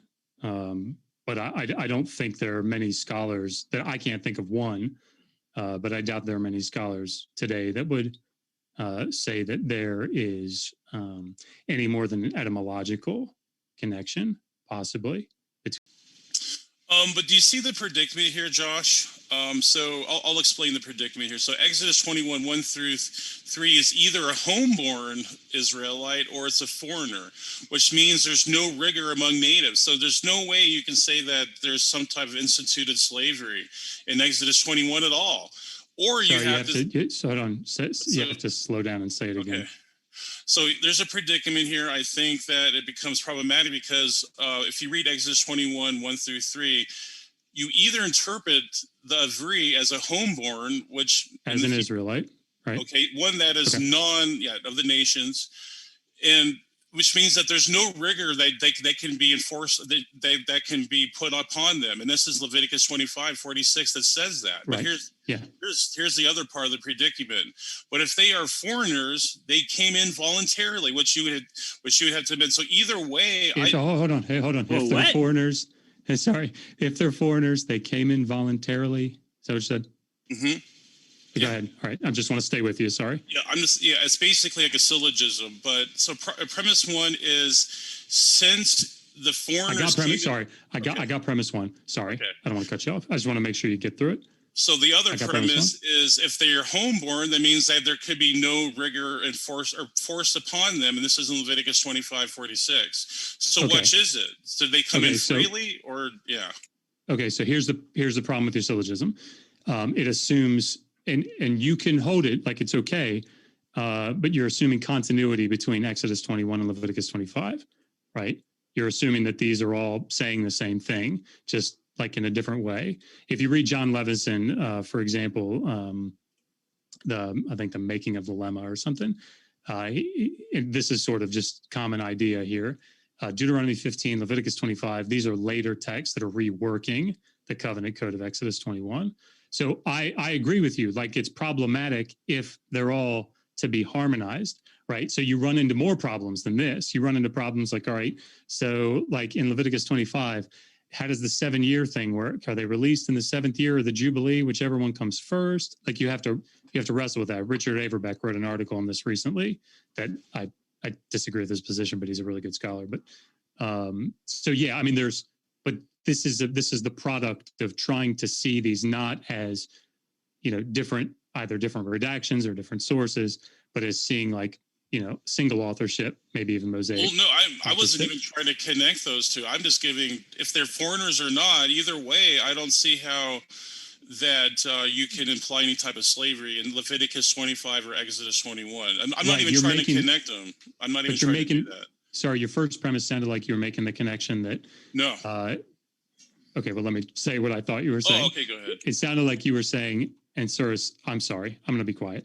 You're fine. I keep saying I'm going to be quiet, and then I don't. It sounded like what you were saying is that in Exodus 21, 2-3, that because if these are Israelites, Leviticus 25 says that you can't treat Israelites as slaves or can't treat them with rigor, is what you said. Okay, so what you're doing in that premise, intentionally, unintentionally, whatever, is saying that Leviticus 25 informs Exodus 21. And I'm saying that they don't. No, I'm not even saying inform. I'm just using the word foreigner and also Israelite in two different contexts. If they are foreigners, then you would have to agree they came in voluntarily. But if they're not foreigners, then they're homeborn, and which means that Leviticus 25:46 says you cannot treat your Israelites right. As do you hear what you're saying there? You're saying if Leviticus 25 says this, then that means that in Exodus 21 this is true, and I'm saying that's a false premise. Oh, so you're saying that the Ivri in Exodus 21:2 might not necessarily be a foreigner? Is that what you're saying? Or I'm saying it's not a foreigner, but even if it were, okay. Leviticus 25 doesn't inform Exodus 21. Praise, we're probably like down too far in the weeds here. Suris, you should go. These are good questions, though, Praise. They're really good questions. Yeah. I mean, I'm going to be honest. There's a part of me that's just enjoying listening to the back and forth between you two, honestly. But no, what I do want to dial something back. We did have the point before. Does biblical slavery exist? The thing that at least JIL seems to be searching for. Praise and Josh are in a different conversation. But the thing that JIL seems to be searching for, and correct me if I'm wrong, JIL, but you are searching for specifically a taskmaster who, I mean, what are you defining as a taskmaster here? Before I continue on. Boko Haram. So, okay, so I asked you to define, and you gave me a word. I'm looking for someone, a group, an individual, someone who is sanctioned by Scripture, by the God of the Bible, to kidnap innocent people, innocent civilians, and force them into servitude. that is the only definition of slavery today. If you have another, then it's not from today, it's from the ancient Near East, where they had more than one definition of slave. So we only ever kidnapped slaves? There were no slaves born in America? They are being kidnapped if they're being held against their will. That is a form of kidnapping. Legally, let me finish. Can I finish, please? Oh, by all means. Legally, if you confine someone, whether they are born there or not, if you confine someone in an area, whether they got there voluntarily or not, legally, that is kidnapping. Yes. I need you to demonstrate from the scriptures that people are being rounded up and forced. Now, don't point to Deuteronomy 20. Dr. Josh tried that in the last debate. That's warfare. I don't need to see examples of warfare. Nobody give me an example, then you give one. Well, not that kind. Warfare. Okay. Well, let's talk about war, since that's your only example in the Bible. Oh my God. Let's talk about war, since that's your only example in the scriptures. That's the only thing. Actually, there was another example brought here that wasn't war, and that was a child is born into a slave family. This child is JIL. A child being born. JIL. So by this logic, any child born in the antebellum South is perfectly scotch-free, and nothing bad ever happened. No, because their parents are there by force. Silly. Okay. Fine. How does this change? How does this change the reality for the? No, hold on.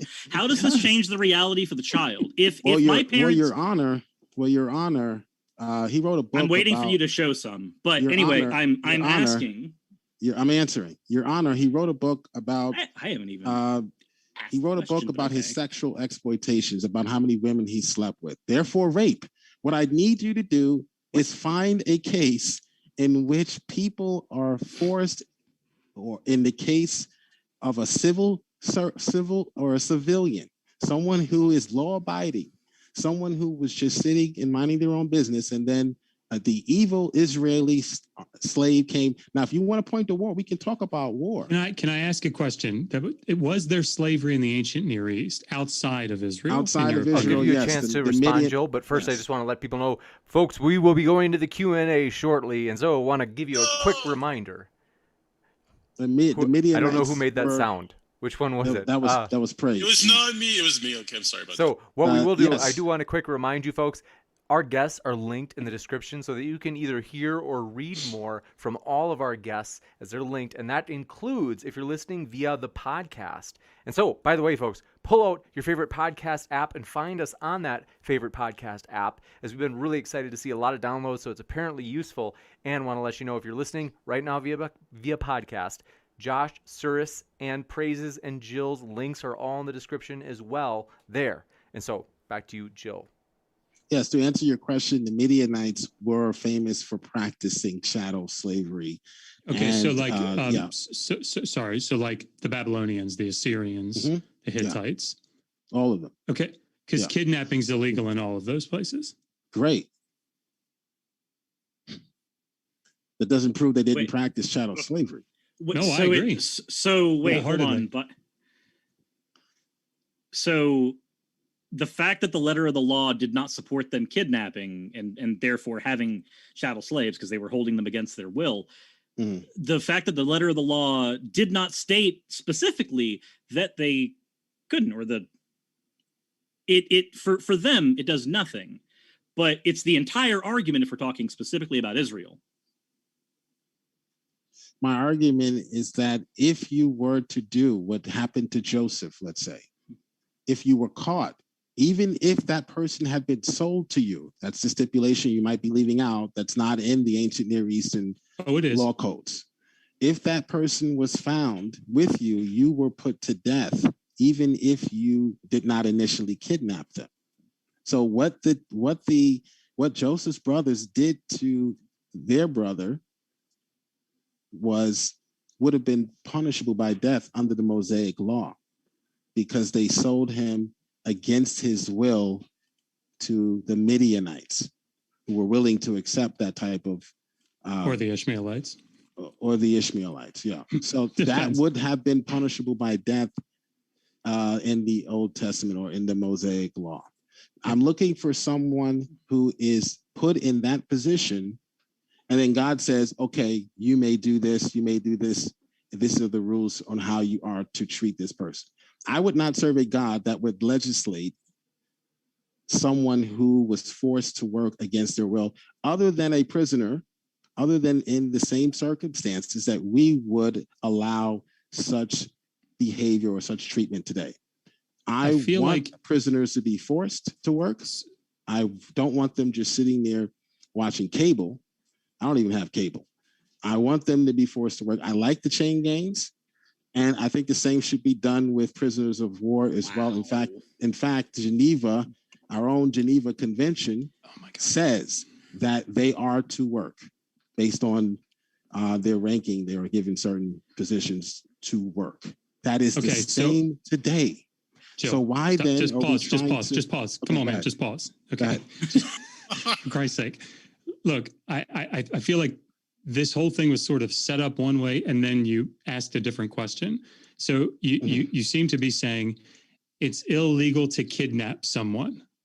Yes, everybody agrees. In the ancient Near East, it's illegal to kidnap. No, it is not illegal to kidnap someone if they owe money or if they That's not kidnapping criminals. then. Like it's right. Exactly. Thank you for proving the point I'm making. Been trying to make for 3 hours.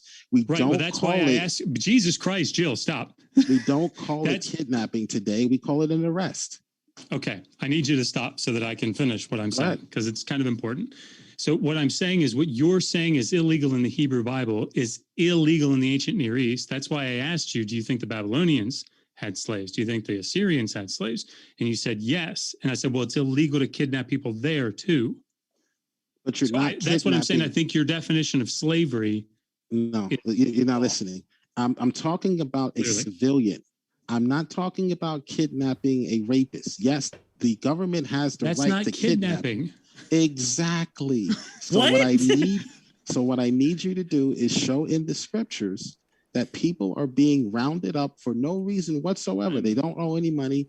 They're not war combatants. Why would I try to demonstrate something before we go to Q&A? Because that would be our definition of slavery. That's your definition of slavery. No, that's our definition. All right, that's your definition of slavery. It's definitely not mine. Appreciate you guys. We are wanting to remind you folks that our guests are linked in the description so you can hear or read plenty more, as we are thrilled to have these guys, and we cannot thank them enough. It's been a true joy to have our guests, and so thank you guys again. By the way, I heard from Tom Jump. Oh, he got back to me. He said that he had slept through his alarm clock. He was taking a nap, and so Tom's okay, which we are obviously glad. I mean, my twin brother, I love Tom. And also, so if anybody was wondering, why is Tom on the thumbnail? Don't worry, we'll have him on soon. That was the goal tonight, but don't worry, we'll have him on soon, and I'll double remind him to, keep that alarm clock in order. So Dwayne Burke, thanks for your question, said Tom's chair has eaten Tom. Fortunately, that's not true. He's just fine. However, we'll make sure he brings the chair next time too. Mark Reed, thanks for your super chat, said thanks for getting this to happen. Thanks also the debaters who are participating. This has been awesome. So thank you guys so much. I couldn't agree more, folks. Great talk. I appreciate Indeed. Dr. Josh too. It's been that was good. It's been absolutely. And then Robert Luscombe, thanks for your question, said, so this is Praise and Jill, if biblical slavery was just debt work off, then why was Moses sent to demand the freedom of all Hebrews from Egypt? Why would God consider debt repayment a bad thing and order Hebrews be freed from it? Who said the Israelites were in debt or debt slaves? Better say, I actually could probably answer that one. He hasn't read the story. Because just to steal man Praise and Jill there, their argument is that within the context of Israel, these things were very different. So the fact that a different nation, Egypt, had a different conceptualization of slavery doesn't suddenly mean that there's an inconsistency here. You're not steel manning me. You're straw manning. How is that straw manning? Because you haven't read the story. Jill. let's read the story first. And then critique fucking it. 12 years in Okay, PCA. I've never read the story. Okay, Not once, Jill. Don't worry. Okay, I'll so give you really at one- quick, Jill, and then just because we Okay, haven't really heard from quickly. Praise in The about an hour, Israelite. but This will be 10 seconds. The Israelites were a vassal, or under a vassalage situation with the Egyptians, meaning that's perfectly fine with God. That's perfectly fine with us today. Just read the Versailles Treaty. Perfectly fine with that. Germany was a vassal to the Allied powers. Versailles. Thank you. So at one point, if you read the darn narrative, meaning story, meaning there's a beginning, middle, end, right? Grade school. If you read the story, at one point, the Pharaoh, there was a new Pharaoh who began to treat them harshly. He did not treat them as they should be treated, as a vassalage. That is when God says, let my people go. Read the whole story. we're going to jump to the next one. That can help you win arguments. We are going to the next one. Barry, thanks for your super sticker. Appreciate your support, and thanks for your... Looks like a thermometer and someone being sick. I can't... Oh, no, it's a wrench. Dwayne Burke, thank you for that photo of a wrench. And Robert... Oh, wait. Karag Nightwolf, good to see you again, says, why did the Hebrews give their servants a wife and let them produce children if they couldn't leave with them after the debts paid? I'd like to address that. So firstly, there was already provisions made for a male coming in with his wife. So that was already preset. So the problem is if there is a single male who did not have a wife, then the master would provide him a wife. But here's the thing, that there was, since he provided that, then he can't just let him go, because that would just I think infract upon his own service, his own work that he's using him for. So yes, they would be free to go after their contractual their contractual, whatever you want to call it, agreement, yeah. 7-year agreement, yeah. All right, Dwayne Burke. Yeah. Pardon my Dwayne Burke, thanks for your question of how can an omniscient God be morally wrong? Is that for us? Yes. Yeah, I wouldn't say that he could be. If the God definitionally and truly is omniscient, that doesn't necessarily mean he could be morally right or wrong. Gotcha. And omniscience just entails that they know all, not the nature of their actions. Yeah, I think I'm assuming more omni. You're assuming the triomni. Yeah, a triomni God, a truly triomni God, sure, but mere omniscience does not entail a moral ontology. You need all goodness as well for that. Gotcha. And Colin Dresser, thanks for your support. Says keep the conversation going. Apparently they enjoyed it. Super encouraged it, folks.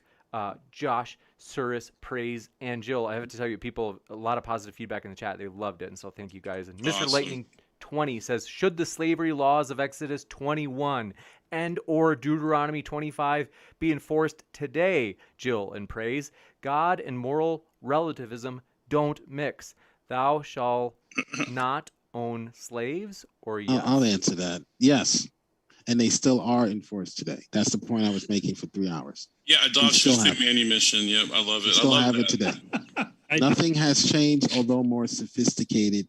Everything you see in Scripture, which is where our just war theory comes from, some might say, everything you see in Scripture going on is the case today, although be it more sophisticated. If you need more help with that, understanding that, come visit my channel and I'll explain further.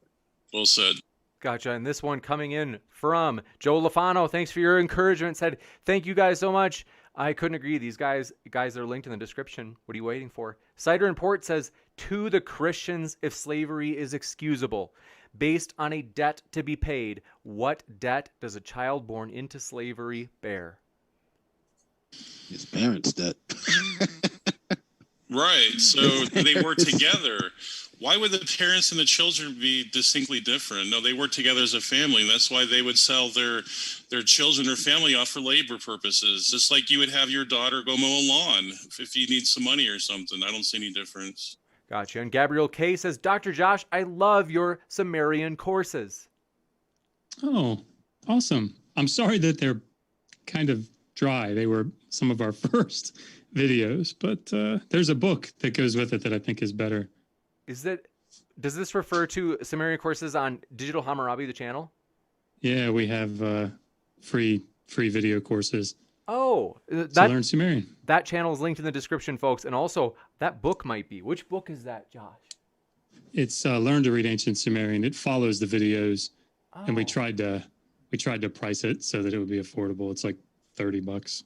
you got it. So I'll add that in the description as well. Thanks Thank very you. much. This one coming in from Karag Nightwolf says, don't we have due process now for war crimes or people that end up in jail? And are people working, paying off a debt to McDonald's or Walmart? Yeah, they are. And although not directly working for the debtor, the debtee is working to pay off debt, and those funds are being siphoned to the person that he owes or the corporation that he owes. So, then again, although be it more sophisticated forms of debt collection, the concept is still the same. The Gotcha. Steven borrower Steen. is slave to the lender. Appreciate it. Steven Steen, nasty guy. Always he's, but he says, I quote, I can't believe anyone would debate against praise. His depth of knowledge of the topic is second to none in this debate. Absolutely top debater. Oh, yes, Steven. Okay. I think he's making fun of you. Yeah. Lots a of fan. love for That was- Steven Steen. Self-elation is in order. We love it. I was Let's like see. totally wrong, man. That's right. Oh, wait. Josh, I mean, I can't ask you to do it because I don't want to put you on the spot, but if you ever feel like dropping an impression at random of either praise saying, that's been totally debunked, man, or Kent Hovind, feel free. We always love them. But like I said, when the time is right, let it be organic. And let's see. Huckleberry Sin says, you get him, Suris. Animated cat girl avatar for the win. I will never blink. And then also, I'm sorry, Wilson says, better hair part, Josh or James?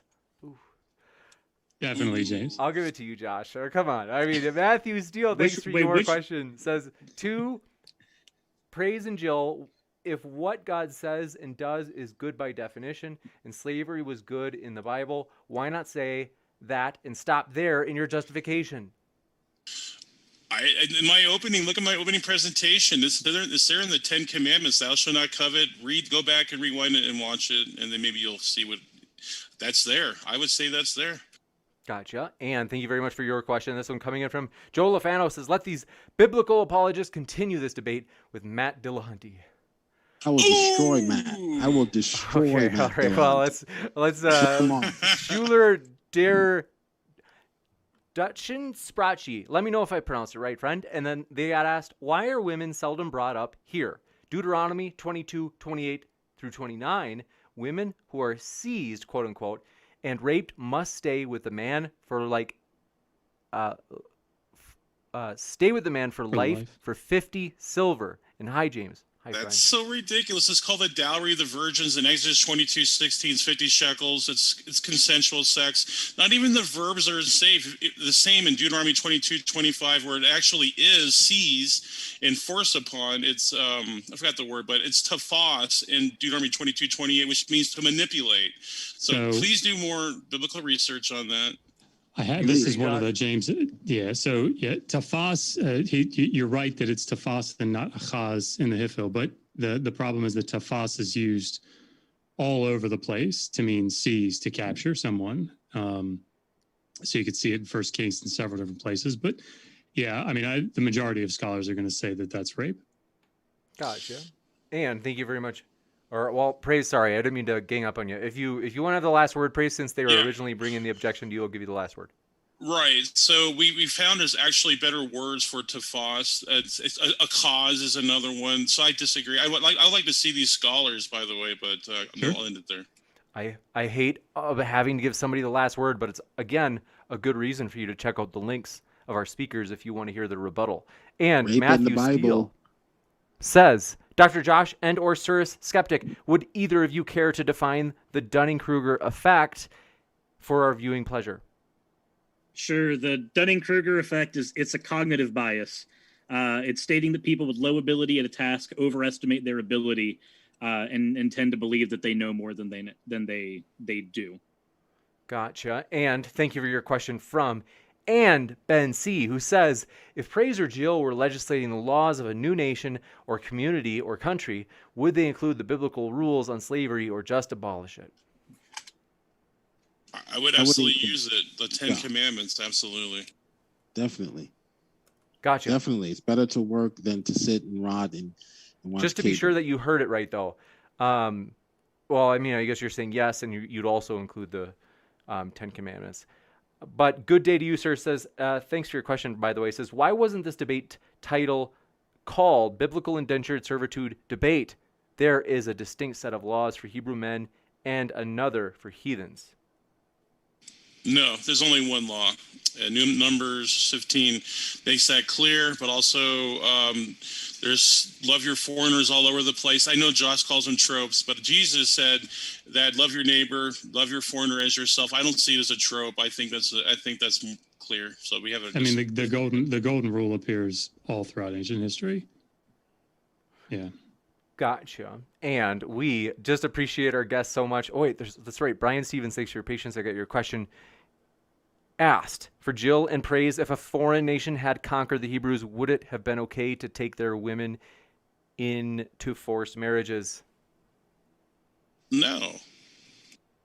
Gotcha. No.